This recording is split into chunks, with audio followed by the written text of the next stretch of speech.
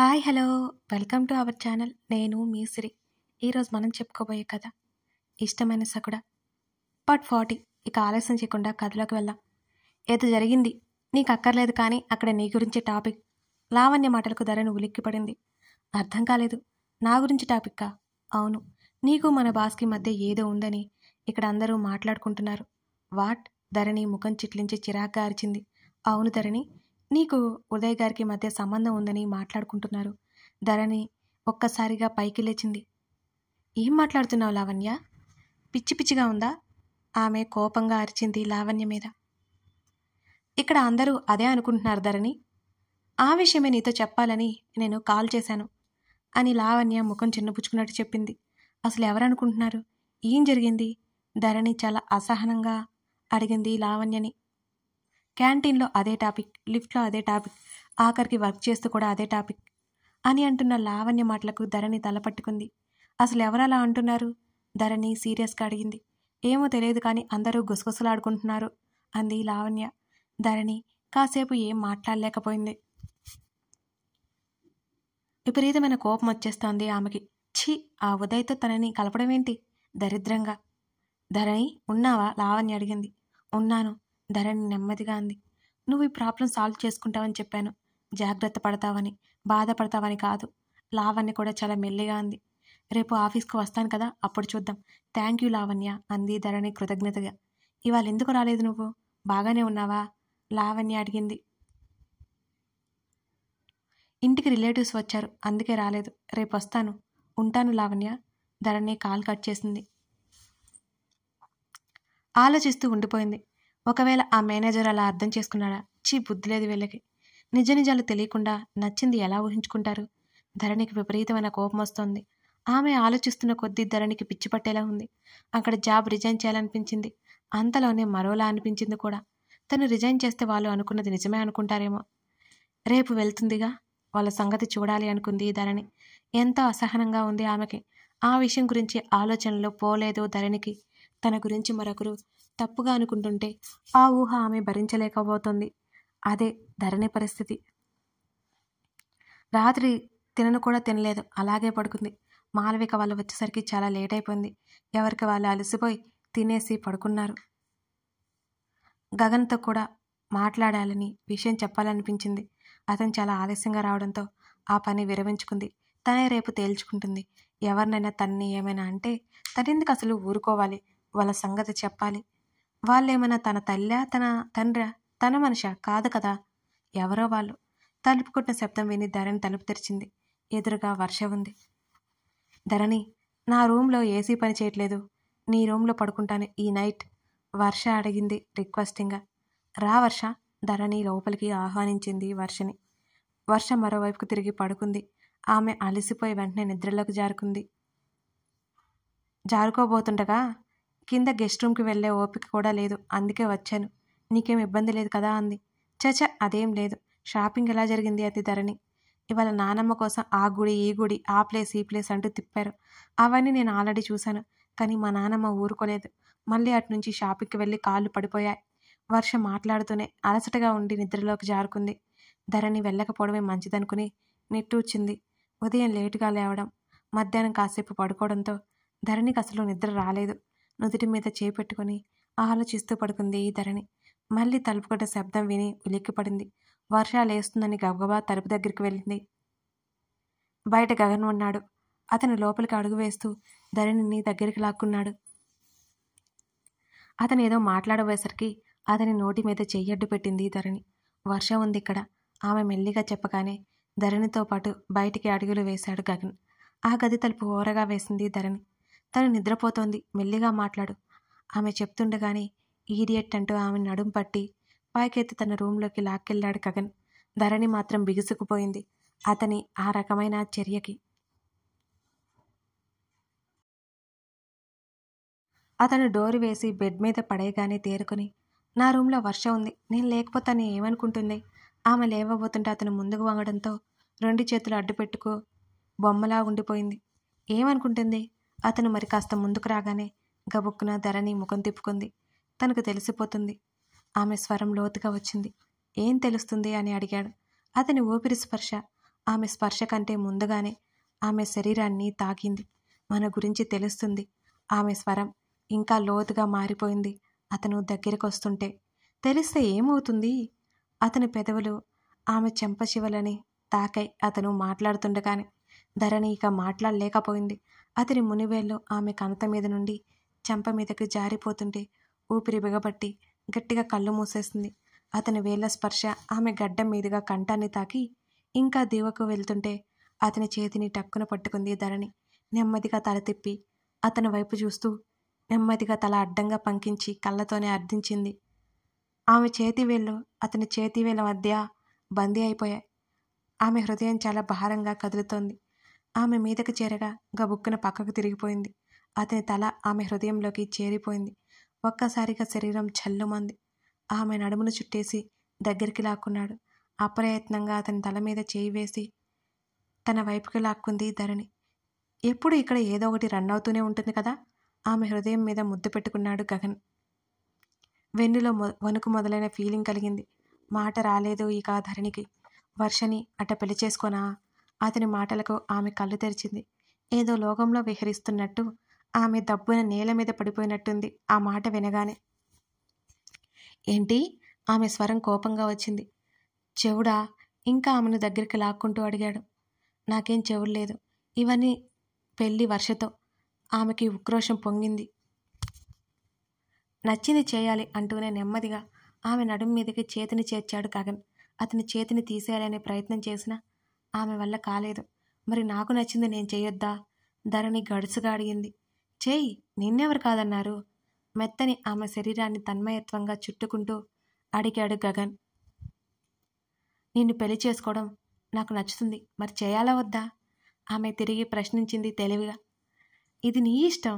అతని తీరుకి ఒళ్ళు మండిపోయింది ధరణికి. అతని చెయ్యి ఆమె పొట్ట మీదకి చేరింది. తినకుండా గాడిదలు కాస్తున్నావా? ఆమె బొజ్జని తడుముతూ అడిగాడు గగన్. అతని చేతిని తీసేసింది ధరణి. తిన్నాను కొంచెం, అబద్ధం చెప్పింది. తినలేదంటే బలైపోతుందని ఆమెకే తెలుసు. సరే ఏంటో చెప్పు సుత్తి లేకుండా, లేకపోతే నాకొచ్చే కోపానికి చిత్తైపోతావు. తాపీగా చెప్తూ ఆమెని హత్తుకుని కళ్ళు మూసుకున్నాడు. ఏం చెప్పాలి? ఆమె స్వరం తడబడింది. కొంపతీసి ఆఫీసులో జరిగింది తెలిసిందా? అయినా ఎలా తెలుస్తుంది? అదేమీ అయ్యుండదు ఆమె అనుకుంది. మార్నింగ్ చెప్పాను కదా తర్వాత మాట్లాడుకుందామని. నెమ్మదిగా ఆమె వెన్ను మీద చేతిని మోపాడు అతను. దూరం దూరం జరుగు. ఆమెకి చిరుచెమటలు పుట్టేస్తున్నాయి. నా ఇష్టం అంటూ అతని పనులు ఆపట్లేదు. కష్టంగా ఉంది. ధరణి ఏడుపు మొహం పెట్టుకుంది. అతన్ని లేచి ఆమె దగ్గరకు లాక్కున్నాడు. వెళ్ళి అతని ఒడిలో పడిపోయింది ధరణి. అతని భుజాలు పట్టుకొని కంగారుగా ఆమె చూస్తుంటే స్పీకౌట్. అతను కళ్ళు చిన్నవి చేయగానే, ఏం చెప్పాలి? నీతో ఆ వర్షను కలుపుతుంటే నాకు నచ్చలేదు. అది కోపంతోనో ఉక్రోషంతోనో బాధతోనో దేనితో గాని కన్నీళ్లు పెట్టేసుకుని ధరణి చిన్నగా అరిచింది. నెమ్మదిగా ఆమె పెదవులు మూసివేశాడు. ఆమె కనులు రెపరెపలాడాయి ఆ క్షణం. అతని కళ్ళలోకి ఒకసారి చూసి ఆమె కనులు మూసేసుకుంది. అతని మెడ చుట్టూ చేతులు బిగించి దగ్గరగా జరిగింది. అతని బొటనవేలు ఆమె కన్నీళ్లను తుడిచింది. ఎన్ని కన్నీటి బొట్లు వస్తే అన్ని ముద్దులు, ఈ లెక్క గుర్తుపెట్టుకో అంటూనే పెదవులు బిగించి చూసింది. ఇంకా ఆమె కనులు తడిగా ఉన్నాయి.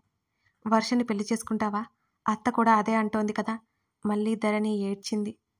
మరోసారి ఆమెను ముద్దు పెట్టుకున్నాడు. అతని మాటలు నమ్మలేదు కానీ ప్రాక్టికల్గా చూపించగానే ఆమె విస్తుబోయింది అతని పనులకి. అతని భుజాలు నెట్టివేసింది. పెదవులు తడుముకుంది ఆమె ఉక్రోషంగా చూస్తూ. మనిషిని నేను అంది పెదవులు మండుతుంటే ధరణి. నాకు నచ్చంది చేస్తే ఇలాగే ఉంటుంది. అతని ముఖం ఒక్కసారిగా సీరియస్గా మారిపోవడంతో ధరణి బిక్కమొహం వేసుకుంది. నువ్వు చెప్పు అంటూ నెమ్మదిగా అడిగింది ధరణి. ఏం చెప్పాలి అని అడిగాడు గగన్. మన గురించి అత్తతో చెప్పు. ఏముంది చెప్పాలి? ఏం చెప్పాలి? ఇదిగో ఏడిపించకు, సీరియస్గా అడుగుతున్నా. మనం పెళ్లి చేసుకుంటాం కదా, అదే చెప్పు అంటూ అతని చూపులు మళ్లించగానే అతని గడ్డం పట్టుకుని అడిగింది ధరణి. చేసుకున్నప్పుడు చెప్తానులే.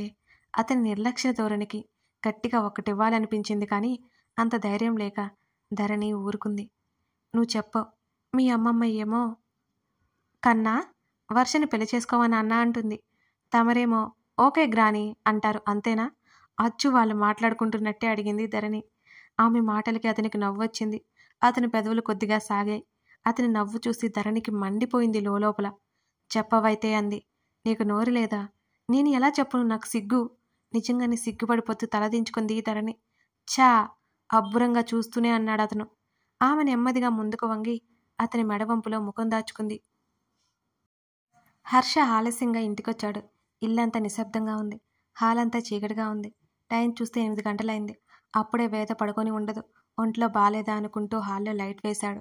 మెయిన్ డోర్ లాక్ చేసి బెడ్రూమ్లోకి వెళ్ళాడు. ఆ గది కూడా చీకటిగా ఉంది. లైట్ వేశాడు. లోపల వేద కనిపించలేదు. ఎక్కడికి వెళ్ళింది ఈ టైంలో అనుకుంటూ ఆమెకి కాల్ చేశాడు. హర్ష, దగ్గరలోనే ఉన్నాను, 10 నిమిషాల్లో వచ్చేస్తాను, ఈలోపు నువ్వు ఫ్రెష్ అవ్వు అని ఆమె చెప్పి కాల్ కట్ చేసింది. వేదా! అతను పిలుస్తుండగానే కాల్ కట్ అయిపోయింది. నిట్టూర్చి ఫ్రెష్ అవ్వడానికి వెళ్ళిపోయాడు. ఒక ముఖ్యమైన విషయం అతను ఆమెతో చెప్పాలనుకున్నాడు. చాలా సంతోషంగా వచ్చాడు. వేద ఇంట్లో లేకపోవడంతో డిసప్పాయింట్ ఫీల్ అయ్యాడు. తలస్నానం చేసి అలా షవర్ కింద రిలాక్స్ అవుతూ బయటకు వచ్చేసరికి అతనికి అరగంట పట్టింది. తల తుడుచుకుంటూ మెడని అటు ఇటు కదుపుతూ కళ్ళెత్తి చూసిన అతను ఒక క్షణం షాక్ అయిపోయాడు. చిన్న చిన్న మెర్క్యూరీ లైట్లతో ఆ గదంతా అలంకరించబడి కొత్త వెలుగు సంతరించుకుంది. వేలాడుతున్న ఆ లైట్ల మధ్య ఎరుపు తెలుపు కలిపిన పువ్వులు జతచేర్చి ఉన్నాయి. కళ్ళు తిప్పి చూసిన అతనికి వేద కనిపించింది. ఎరుపు నలుపు కలిపిన చీరలో ఉంది. అటువైపు తిరిగి ల్యాంప్ టేబుల్ దగ్గర ఏదో చేస్తోంది.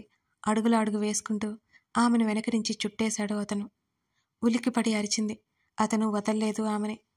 నేనే కదా, ఎందుకు భయం అంటూ ఆమె కురులలో వేలాడుతున్న మల్లెల సువాసన్ని గాఢంగా పీల్చాడు అతను. బలవంతంగా విడిపించుకుని అతని వైపుకు తిరిగింది. అతని మెడ చుట్టూ చేతులు వేసి కంగ్రాచులేషన్స్ మిస్టర్ హర్షవర్ధన్. కాళ్ళు పైకి ఎత్తి అతని నుదుటి మీద ముద్దు పెట్టుకుని అతని పెదవులు అందుకుంది. అతను టీంలో సెలెక్ట్ అయినట్టే ఆమెకు తెలిసిందని అతనికి అర్థమైపోయింది. ఆమెను గట్టిగా చుట్టేశాడు హర్ష. గగన్ నవ్వు చూసి ధరణికి మండిపోయింది అసలు. చెప్పవైతే అని అడిగింది ధరణి. నీకు నోరు లేదా? కళ్ళు చిన్నవి చేసి ఆమె వంక చూశాడు గగన్. నేను ఎలా చెప్పను, నాకు సిగ్గు. నిజంగానే సిగ్గుపడిపోతూ అడిగింది ధరణి. ఆమె తలదించుకుంది. చా! అబ్బురంగా చూస్తూనే నెమ్మదిగా ముందుకు వంగి అతని మెడవంపులో ధరణి ముఖం దాచుకుంది. నువ్వు చెప్పొచ్చు కదా అని ముద్దుగా అడిగింది ధరణి అతన్ని. చెప్పాగా, చేసుకున్నప్పుడు ఆటోమేటిక్గా తెలుస్తుందిలే అన్నాడు అతను. ఆమె ఉలిక్కిపడ్డట్టు లేచి అతని ముఖంలోకి చూసింది. అంటే చెప్పకుండా పెళ్లి చేసుకుంటావా ఏంటి అని అడిగింది మూతి ముడిచి ధరణి. ఏమో, నాకు నచ్చితే, ఎలా నచ్చితే అలా. చెంప మీద నుండి జుత్తులోకి చేతిని పోనిచ్చి నిమురుతూ అన్నాడు. అతను అలా చేస్తుంటే తల పక్కకు వాల్చేసింది. హాయిగా అనిపిస్తుంటే. పెళ్ళి అంటే పట్టింపు లేదు అతనికి, కానీ ఆమెకు అలా కాదుగా అని అతనికి ఆ విషయం తెలుసు. ఆమె మెడ మీద ముద్ద పెట్టుకుని ఆమె భుజం మీద డ్రెస్ కిందకి చేర్చగానే ఓరగా కళ్ళు ఎత్తి చూసింది ధరణి. ఆమె చూపులు కలుపుతూనే అతని పేరు మీద పెదవులు తాకించాడు.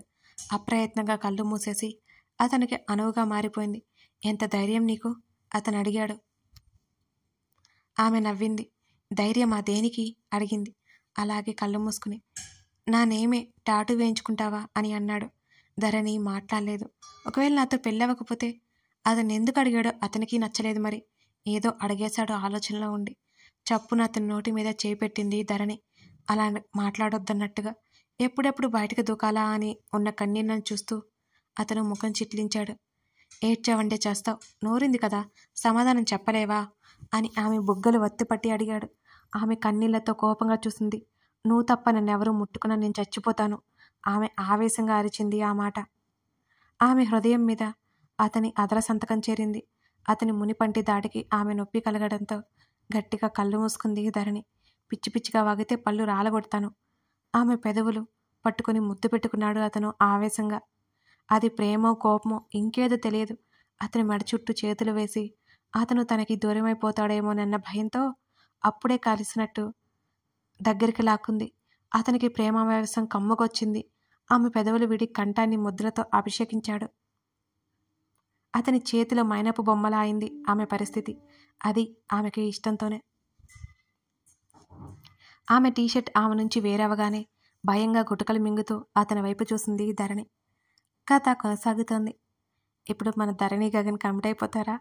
బాబోయ్, ఏమవుతుందో ఏమో. తర్వాత ఎపిసోడ్లో చూద్దాం. మన హర్ష అనుకున్న పని సాధించేశారన్నమాట. ఇద్దరు చాలా సంతోషంగా ఉన్నారు, వేద హర్ష. ఆ సెలబ్రేషన్స్ అన్నీ నెక్స్ట్ ఎపిసోడ్లో చూద్దాం. అలాగే లైక్ చేయడం, కామెంట్ చేయడం, షేర్ చేయడం మర్చిపోకుండా. మీ లైక్స్, మీ కామెంట్స్ అవన్నీ మన ఛానల్కి చాలా అవసరం. ఇప్పుడే మన ఛానల్ని చూస్తున్నట్లయితే ముందు ఆ సబ్స్క్రైబ్ బటన్ మీద క్లిక్ చేయండి.